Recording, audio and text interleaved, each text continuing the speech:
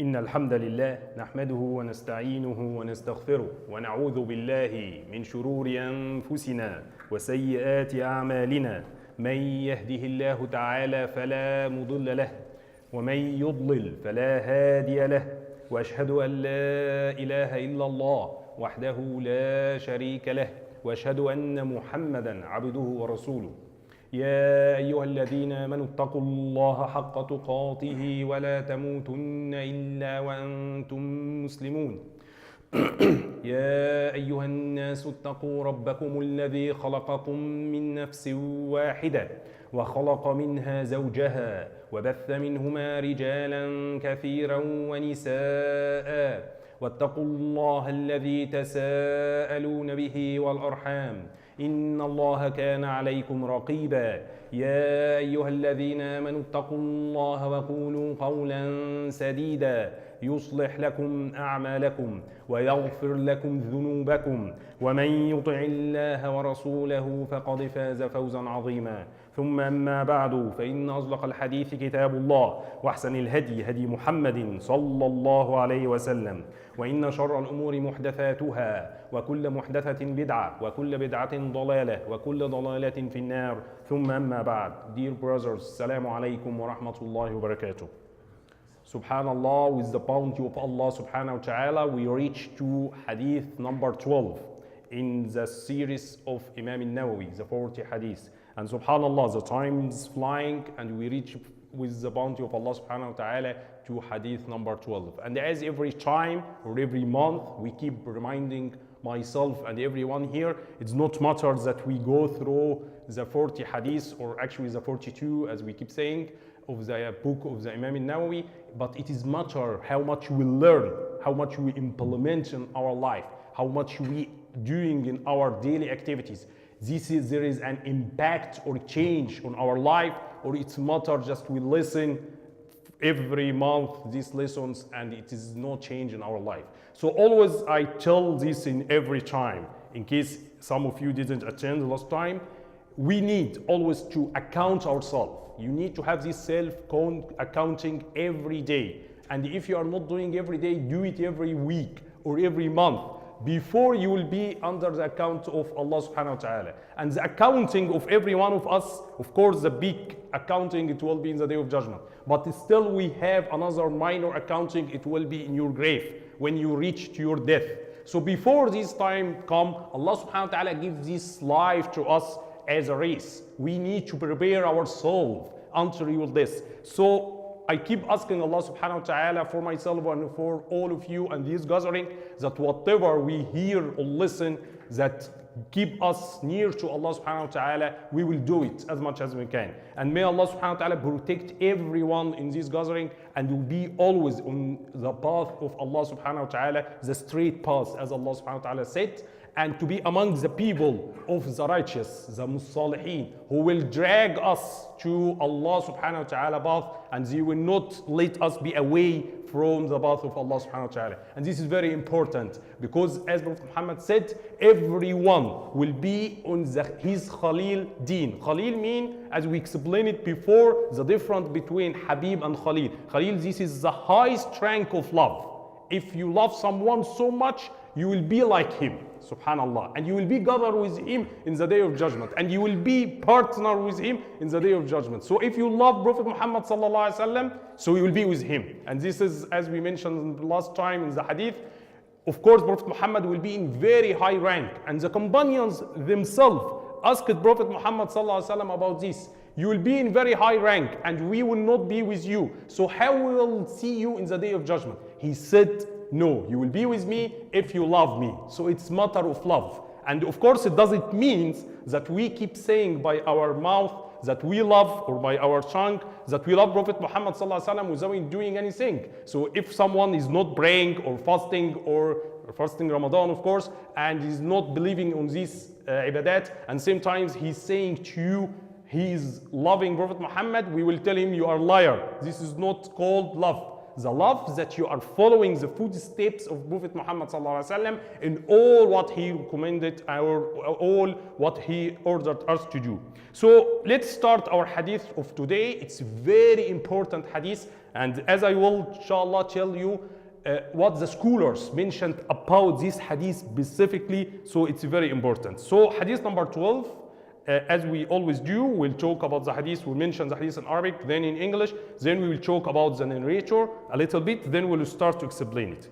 عن أبي هريرة رضي الله عنه قال قال رسول الله صلى الله عليه وسلم من حسن إسلام المرء تركه ما لا يعنيه حديث حسن رواه الترمذي, and it was being narrated also in another books. On the authority of Abi Hurairah radiyallahu anhu, who said, the messenger of Allah sallallahu alayhi wasallam said, part of the perfection of someone's Islam, he's living alone that which does not concern him. This hadith is Hasan, and we explained this before. The authentic hadith Sahih, it has two main parts, something called Sahih and Hasan. So this is part of the authentic hadith. And actually, before we go in the explanation of the hadith, we talk a little bit about the companion who mentioned the hadith, Abu Hurairah radiallahu anhu arda. We mentioned about him before in the previous hadith, as you know, but we just remind ourselves about him. His name, he was Abdul Rahman ibn Sakhr. This is his name. After he accepted Islam, as some of the scholars said, as Ibn Ishaq said, and he accepted Islam in year 7 before the battle of Khaybar, and he stayed with the Prophet, and he devoted or sacrificed all his time and all his life after he accepted Islam. And this is the lesson that we learned from Abu Hurairah radiallahu anhu with Prophet Muhammad for 3 years, and in some books they are saying 4 years. And he is the one who narrated from Prophet Muhammad the highest number of hadith, because he was associate himself with Prophet Muhammad sallallahu alaihi wasallam for the 3 years. As I mentioned, it's written in the books more than 5,374 hadith. He is the highest number, more than 5,000 hadith. And this one after him, as we mentioned before, Abdullah ibn Umar radiallahu anhuma, he narrated from Prophet Muhammad 2,630 hadith. Then Anas ibn Malik, the one he will inshallah will narrate the hadith after this one, hadith number 13. He narrated from Prophet Muhammad 2,286. Then our beloved mother Aisha radiallahu anha and abiha, she narrated 2,210 hadith. Then Abdullah ibn Abbas radiallahu anhuma, and so on the companions. So he is the highest number. Look, 5,000, and this next one after him around 2,500. So there is 2,500 difference between them. So he devoted all his life to his Prophet Muhammad sallallahu alaihi wasallam. He has something very specific we mentioned before about Abu Hurairah, and this has been narrated in Sahih Muslim, that عن أبي كثير عن يزيد ibn Abd al-Rahman. He asked this man, he asked Abu Hurairah directly, or no, he heard that Abu Hurairah say that there is no believer, Allah subhanahu wa ta'ala created him, and he heard about me, without seeing me. So he's talking like about us, and he will love me, subhanallah. And this was very strange. How come? How does he know something like this? And this guy, Yazid, he asked him, وَمَا عَلِمَكَ بِذَلِكَ أَبُو هُرَيْرَةَ, how do you know something like this? So he started to tell him very interesting story about his mom. And we mentioned this last time, when she was unbeliever before she accepted Islam, and he tried to call her a couple of times to accept Islam after he accepted Islam, and she refused. And one day, when he tried to convince her, she started to say bad words about Prophet Muhammad sallallahu alaihi wasallam. And he was very, very sad. And he went back to Prophet Muhammad sallallahu alaihi wasallam, telling him about this and about this problem with his mom. And Prophet Muhammad made dua to him. and after that his mother will accept Islam. And when he returned it back to his mom or his home, he found it here declaring the Islam and accepting the Islam, subhanallah. And when he returned it back, and this is a shahid, when he returned it back to Prophet Muhammad sallallahu alayhi wasallam, he said, "Abshir ya Rasulullah, قد استجاب الله إلى دعوتك." What does it mean? They say, great tidings, Prophet Muhammad sallallahu alaihi wasallam, Allah subhanahu wa ta'ala accepted your dua. It means, he means for his mom. And then he said, Alhamdulillah wa athna alayhi wa qala khayran, قلت ya Rasulullah. Then he said to Prophet Muhammad on this occasion, please make dua to me that me and my mom, the believers will love them. And this is what Prophet Muhammad said, Allahumma habbib ubaidak hada, he means Abu Huraira, wa ummu ila ibadika al-mu'mineen. May Allah subhanahu wa ta'ala make this slave of Allah, he means Abu Huraira, and his mom to be every one of the believers to love them. And subhanallah, and this is from Prophet Muhammad sallallahu alaihi wasallam directly. And there is a lot about Abu Huraira, take more than the available time to talk about him. So let's move to the hadith, because as you know, the time will fly from us. Let's start by giving a little bit background about the hadith. Ibn Rajab, and we mentioned he is Ibn Rajab al-Hanbali, one of the famous scholars in Islam, that he comments on this 40 hadith of Imam Nawawi. He mentioned that this hadith is a foundation of the manners, behavior, and etiquettes in Islam. Subhanallah. And Ibn Rajab also mentioned about that one of the Maliki scholars said something very interesting, that this hadith and another 3 hadiths, so we have 4, they have the main concept of the good manners and behavior. The main concept of good manners and behavior, they are 4 hadith. One of them, this one, as we will explain in details, inshallah. And the second one, which it will be the hadith number 15, which inshallah we'll explain it later, which it is, let him who believes in Allah and the last day either speak good or keep silent. And subhanallah, this hadith, inshallah, when we reach to hadith number 15, it will take time from us. This is true 100%. If you believe, imagine, the hadith is very strong. If you believe in the day of judgment and believe in Allah subhanahu wa ta'ala and the day of judgment, to say something good or keep silent. It means don't say something bad at all. Protect yourself from your tongue. And then hadith number 3, a man said to the Prophet sallallahu alaihi wasallam, advise me. And Prophet Muhammad sallallahu alaihi wasallam told him, don't become angry. And the man repeated his request several times. And Prophet Muhammad replied by, don't become angry. Subhanallah. And this hadith, of course, in Sahih al-Bukhari. And by the way, it's hadith number 16 in our series as well. And number 4, which it has been also mentioned, none of you truly believes until he wishes for his brother what he wished for himself. And of course, this is hadith number 13, the one after this one as well. This is very important. You will not be a believer, but of course, it doesn't mean if you don't do it, you will be unbeliever. It means the complete belief of Islam. It's called Kamal al-Iman. So until you wish for yourself, for your brother, and of course, it means as well for her sister, the same thing that for you. So imagine to this reach, and this is the Islam, and this is the beauty of Islam. So these are four hadith that the scholar said that they are the foundation of the manners, behavior, and the etiquettes in Islam. Etiquettes means adab. So the hadith here states that the believer should avoid things that are of no concern of him. What does it mean? You must be a way to involve yourself in some matters that it is not your business. And this is very important. We see it every day. When you check your life and your relations with your brothers, and you will find there is a lot of deeds and a lot of discussions which really it's not your business. Why you put yourself in something and you keep asking about stuff which it is not related, and there is no any benefits even of talking from it. And maybe it will impress some of you. So they are of no benefits to the life nor to the hereafter, and in terms of belief, speech, and actions. And this is what the scholar said. And in justifying this point, the big Sheikh in Maliki, he's called Ibn al-Arabi. Arabi, not Arabi. And he said a person is not able to take care of all the necessary matters, so why would he then get involved in the unnecessary matters that are no real concern? This is very important, wallah. We have enough important and necessary matters that we care about it. Did you finish all the important and necessary matters? Then you start to be involved in non-important matters? This is what he tried to say. Of course, he's not encouraging.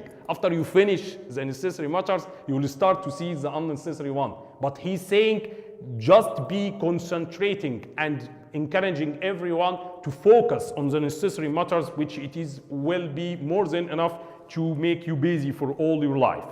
And also it has been mentioned by one of the scholars something very interesting, that the Islam protects the society.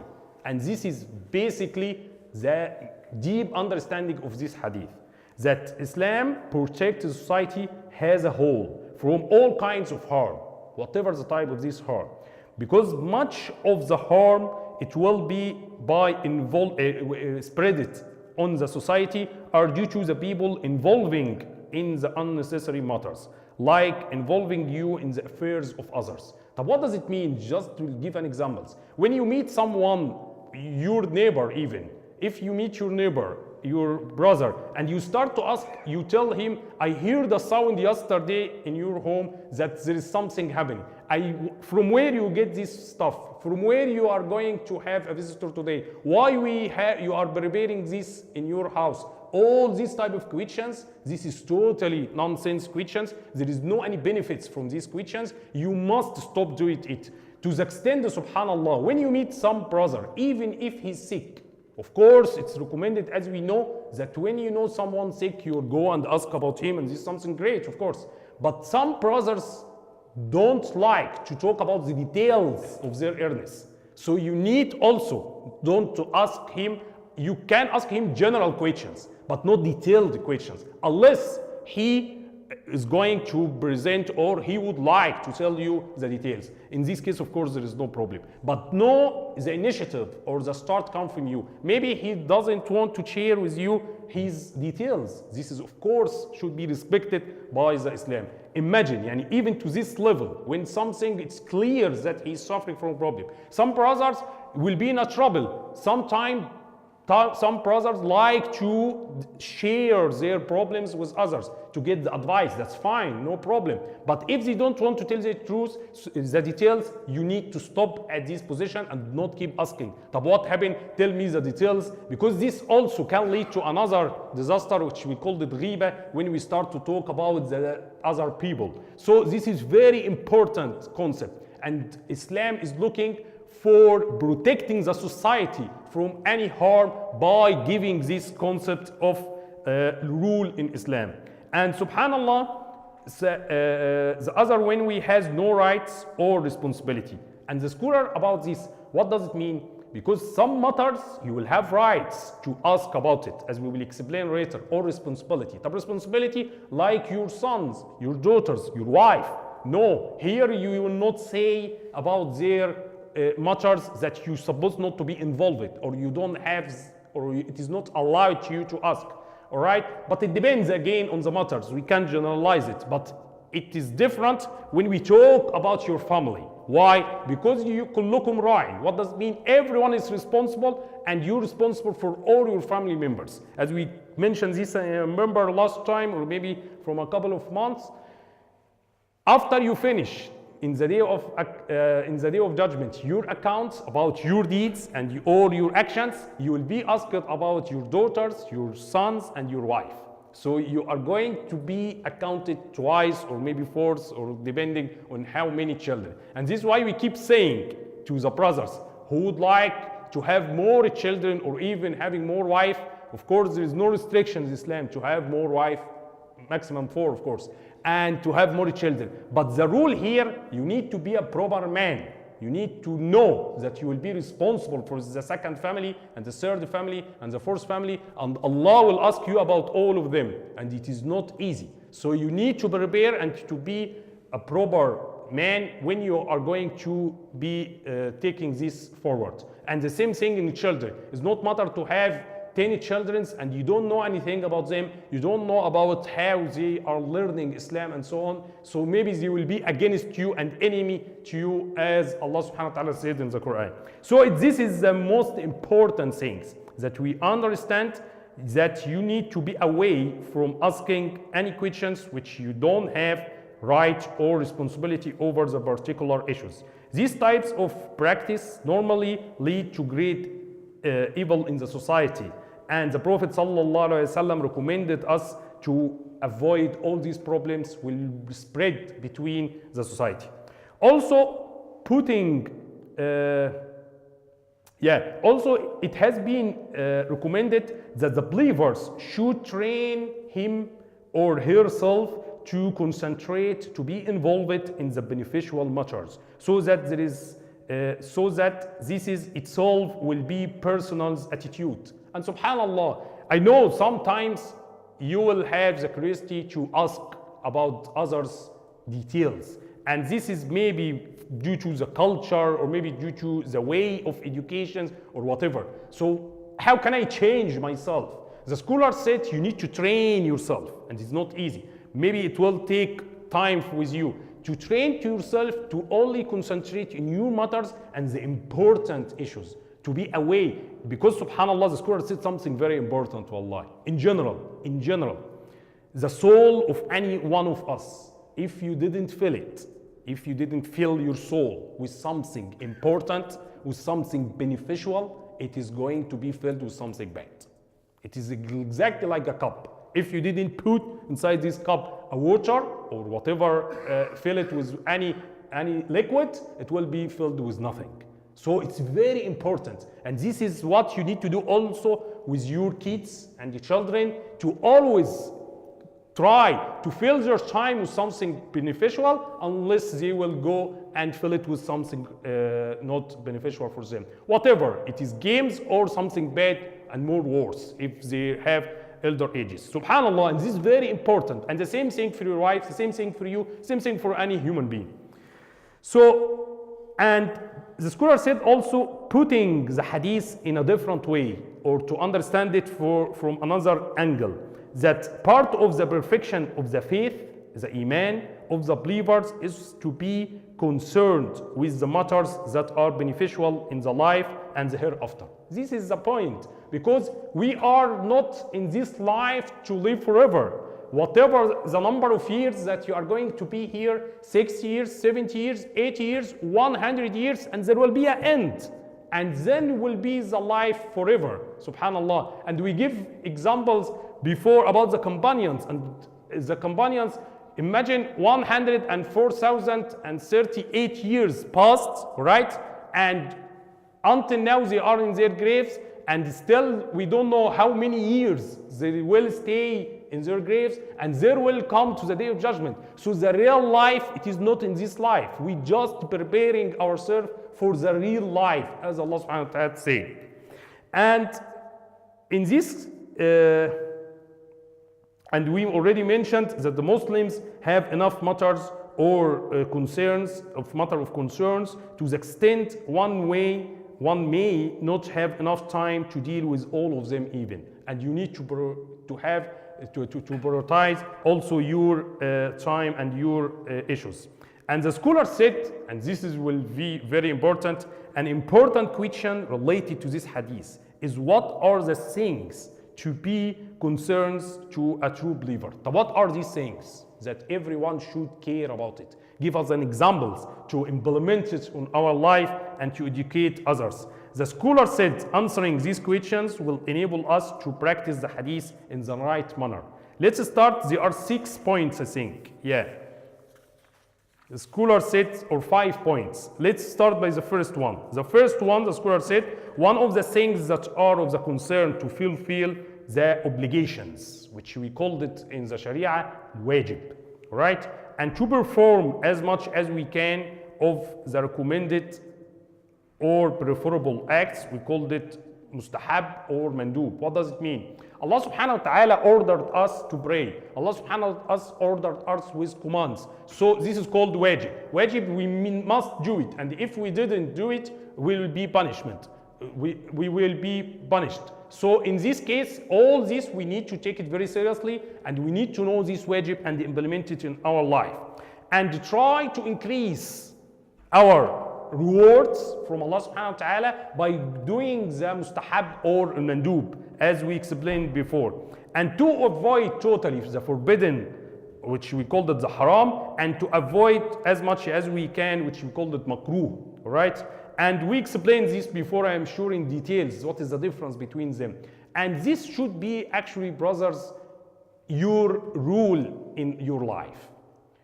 The first thing come to your mind before you are going to change your footsteps in any actions, you will ask yourself, this will please Allah subhanahu wa ta'ala or not? In any deal, in any actions, all right?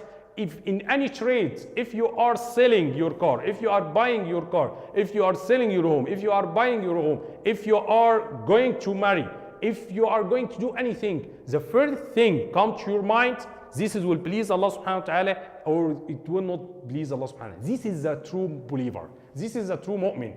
And the problem sometimes happen after you take a decision or after you are going to do something, you start to return back and asking, this is right or wrong? This is true or right? Please give me a fatwa. And you will start to search after you do the deed, after you did the deeds, and this is very bad and this is not good. The recommendation that before you do anything, you will ask first and then you are going to take the action. And this is very important and this is the way of Muslims. Number two, the scholars said, fardu ayn. What does it mean, fardu ayn? It means the individual obligations are matters of concerns to every one of us. Give us an example. The examples are the matters like worship and supplication to Allah subhanahu wa ta'ala. All what Allah subhanahu wa ta'ala ordered us individually, like the prayers, fasting Ramadan, going to Hajj, this must be done and there is no choice for any of us not to do it. All right?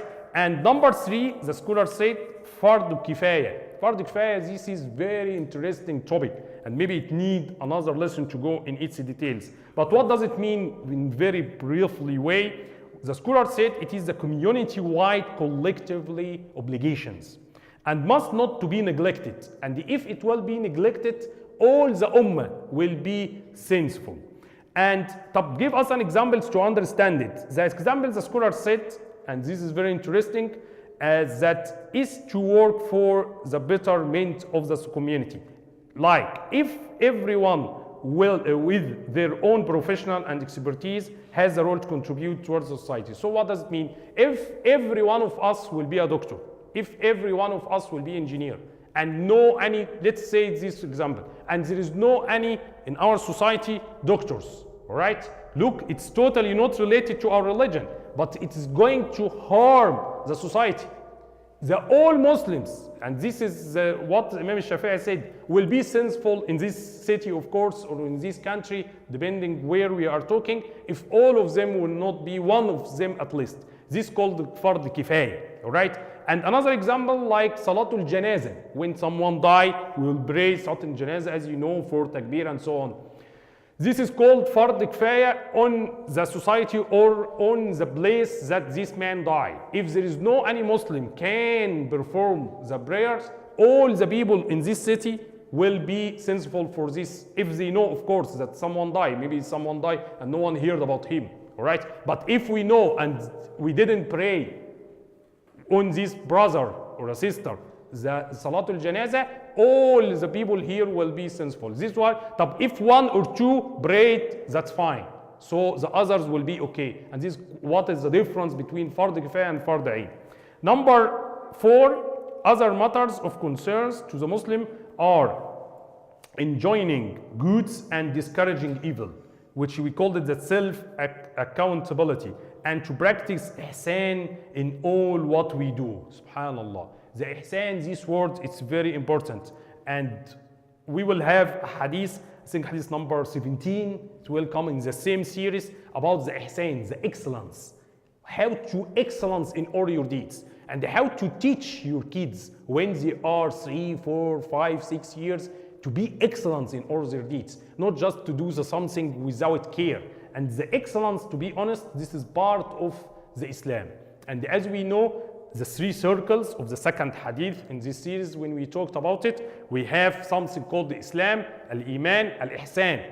And the highest rank of performing our religion is the Ihsan, that you do any actions as you are seeing Allah. And if you are not seeing Allah, and this is a fact, of course, no one in this life can see Allah, what will be? You know very well 100% that Allah subhanahu wa ta'ala can see you. And this is very important, because when we are a human being, when someone is observing you, you will take extra care, all right? And this is the meaning. So if in your deeds, you know that Allah is watching you, you will do the deeds in a proper way. If you are working and you are in your work, you will do your work in a proper way. If you are going to do something bad or forbidden, you remind yourself that Allah is watching me, how I will do this? So you will stop immediately. And this is the importance of the ihsan. And the ihsan, it's a very, very important topic. And this is part of our responsibility to spread the ihsan and the excellence in all our deeds in our society. Then there is something also very important we also need to concern about it, which it is the greater, we finished the ihsan. So number 5, yes, returning back to the point. Another matter of concerns to all Muslims, but it is currently lacking among us, it is think about the affairs of own self, only on self. Because I don't want anyone to understand this topic totally wrong. Yes, it is totally not good to ask about the affairs of your brothers, which it is not concerned about you at all. But in the same meaning, it doesn't mean that you will be only living this society with yourself. But you need to care about the community problems. You need to care about the community challenges. You need to care about the ummah. When you say ummah, we're going now to the biggest community. The biggest community, it will be the Muslim community. And in this case, this is what we need to care about it. So we need to think of how to further improve the Muslim situation, and not just to be in the content of the current situation, to change it. And this applies in whatever we do, whatever we are worship Allah subhanahu wa ta'ala, or whatever we teach, or whatever in our professionals or preachers doing. And this should be of our daily based thinking. And we should only to be slave to Allah subhanahu wa ta'ala and not to others. Hence, we should not to be involved or try to change our current method or routines or approaches so in our society. And we need to think in a creative way. How can we help the ummah? And as I mentioned before, and I keep reminding everyone, tarkul athar, your fingerprint in the society. What is your fingerprint in the society? After your death, the people will remind you with something good, or we say about you something bad, or maybe they will not say good or bad, because you were nothing. You were just a number, came to the society, and this number left. But there is, when we say some of the scholars' name, we keep saying there until now, rahimahumullah. This is called a dua. May Allah bless them, or mercy, put mercy on them. So what does it mean? It means we making dua to them. So they gaining rewards after their death. Why? From their athar, from their fingerprint in their society. And we need to think in a creative way how to improve our situation in a way it is not contradicting, of course, with the Sharia, and this is very important. And in the context that modern tools like using the technology or this revolution in our life and so on, so this is very important. And another thing we need also to concerns about the greatest challenging facing our society, even on the low scale.